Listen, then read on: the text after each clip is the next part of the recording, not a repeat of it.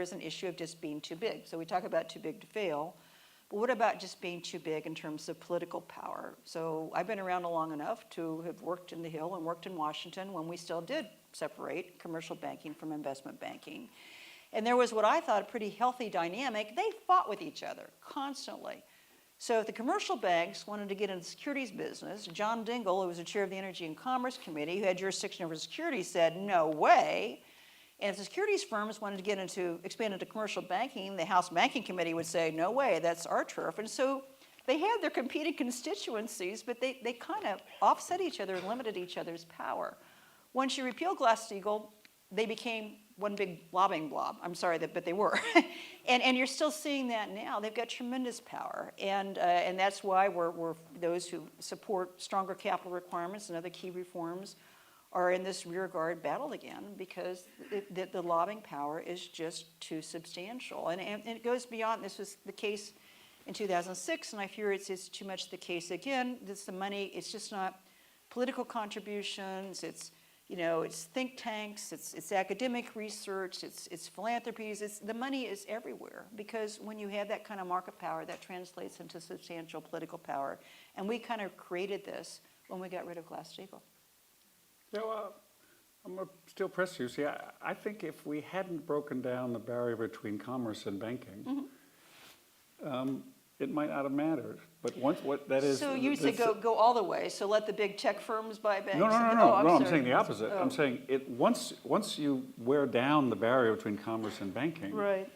Within the financial system, securities versus commercial banks are small potatoes. Once you've let the big commercial bank holding companies do everything under the sun. Right. So that's one set of tensions, right. And it's not. I'm just pointing out it's not all on Glass-Steagall. Yeah, no, the absolutely. fact that Citigroup got so big. Absolutely. Citigroup is big because the Fed changed the rules Fed let about that happen. Yeah, they did. commerce and banking. They absolutely did. But that's why Citigroup was so big. Yeah, no, they did. They before Congress acted, they absolutely had started eroding it. That's very true. Another change in the landscape. I wonder if you think it was a mistake or inevitable. If you go back to when you and I started our careers. People in the room some may remember this, and many will have forgotten. We had a prohibition on interstate banking. Yes, we did, yeah. That is, when I had to open a bank account in Washington, D.C., the first time I got a job there, it was like going to a foreign country. What, you're from Massachusetts? We've never heard of it. Right. Whereas today you go and take your money out of the ATM machine. Who right. needs to open a bank account when you right. go get a job in Washington? But in that environment, I want you to think about that, audience, and Sheila. Fannie Mae and Freddie Mac had a very unique role. They were the ones recycling capital into the housing market across state lines. They were, yeah. And it was something that only they were doing. Yeah. Citibank couldn't have a branch in Chicago. West Coast banks couldn't have branches in New York. So the banking system didn't get to recycle capital in the housing industry in particular. And so it fell to Fannie and Freddie to do that, and that was their niche. Right, it was. Then we took away that niche for them.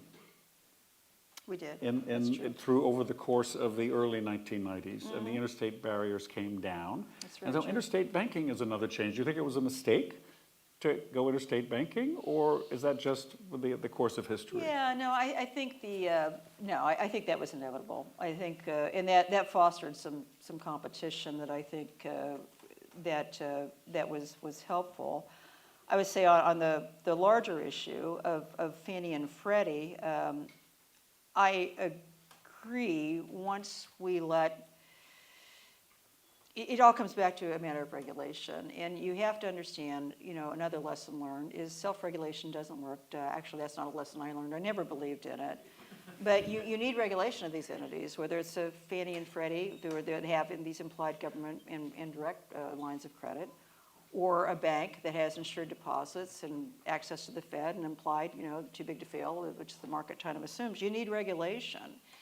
And all of this is going to go awry if government doesn't recognize that they need to be policed. And I think we just forgot that. I would view that as more of the culprit, and that was true. And again, it gets back to a lot of the political power. Fannie and Freddie were enormously, they played the game in Washington better than anybody. The banks learned that and started playing it too, which is why they got all these, this whole series of deregulation that gave them so much of the latitude they had in 2008. But you need regulation, you need capital requirements, and Fannie certainly didn't have much in the way of capital requirements, as you recall. I think it was like, Congress said it was 2.5% or something, that was big. So no, I think it was a regulatory breakdown. I don't, isn't that a related question?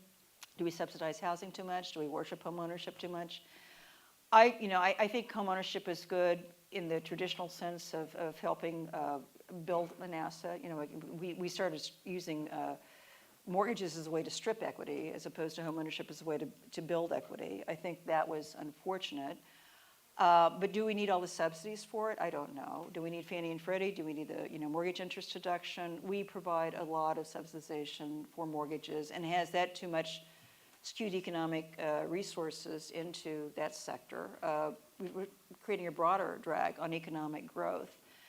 But I do think homeownership is important. It gives people, asset ownership, gives them a buy-in into the market-based system. And I think when people lost their homes, and the government's response was so heavily skewed towards the banking system and not so much for homeowners, that I think that created a cynicism that is still reflected in some of the political divisiveness and populist resentment that we see today, because the banks got bailed out and the homeowners didn't, and they by losing that home ownership, that was the piece of this system that they got, right, and they lost that, and I think it made them even more cynical about our market-based system. And young people I talk to, and I'm still a capitalist, I believe in a well-regulated market, but I believe in capitalism. But I talk to so many young people today, they don't believe in capitalism. Well, let's expand on that. You're a nice Kansas Republican, moderate, believe in markets and capitalism. Right. Yeah, I do. And I you still are believe in saying that, you're sounding like this tough regulator. Yeah. How do you reconcile those two impulses? I don't think I think markets need to be policed. Even Adam Smith thought that banking needed to be regulated. Even Milton Friedman thought that banking needed to be regulated. Hey, banking needs to be regulated. I mean, the reality is, it's just, the nature of it, the importance of it to real economic growth. I mean, all aspects of the economy need credit.